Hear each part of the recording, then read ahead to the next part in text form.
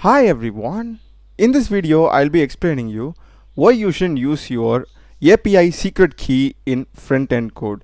So I'll be telling you why it is a bad practice and also alternative ways how you can use this. So let's get started.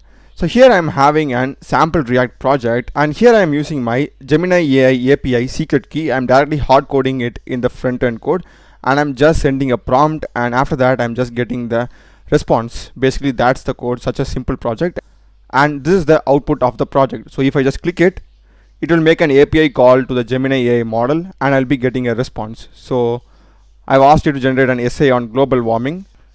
Yeah, this is the response that I'm getting for global warming. Such a simple project. So now let's begin why we shouldn't hard code our secret key in the front end. So for this, what we are doing is we need to inspect this particular website. So I have run it in local. Just right click and you need to click on inspect, or Control Shift I in the keyboard. Here by default it will be in the elements. You need to go into sources, and in sources you'll be having so much of code like this, a similar file structure that we have in our project like this. It will be quite similar to that, and this is the current path of the website. So you need to go inside that, and if you go inside JS and source, click on app.js, and here you can see I am having my secret key over here. So if imagine this particular website has been deployed in a production code, like you are creating an important project and you're deploying it. What if any random person inspects your website and he goes into this folder structure?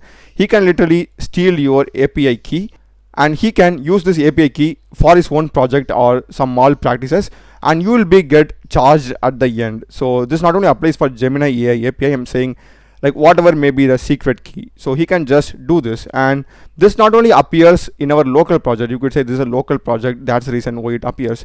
So I have actually deployed my React application in Netlify. Here you can see I've deployed it. I will just do the same over here also. I'll just go and inspect it, and I will go to the same sources.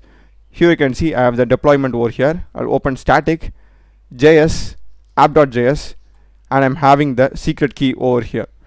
So this is the reason why you shouldn't be using your API secret keys, or basically any secret key, not only API secret key, for our AWS username, password. It's not advisable to use it in the UI code, like hard coding it.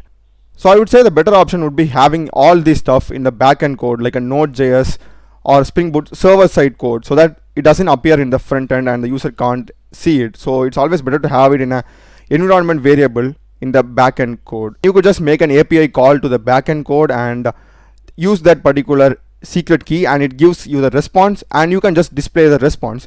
So all this particular piece of code will be coming at the backend, and you'll be making an additional API call, but that makes it kind of secured because they can't find the secret key by going into our server code or accessing them, right? So that's the video, guys. I hope you have found it useful. Do check the playlist. I've done a lot of tutorials in OpenAI, Gemini AI, API, normal programming and AI tools. So check the playlist, subscribe me.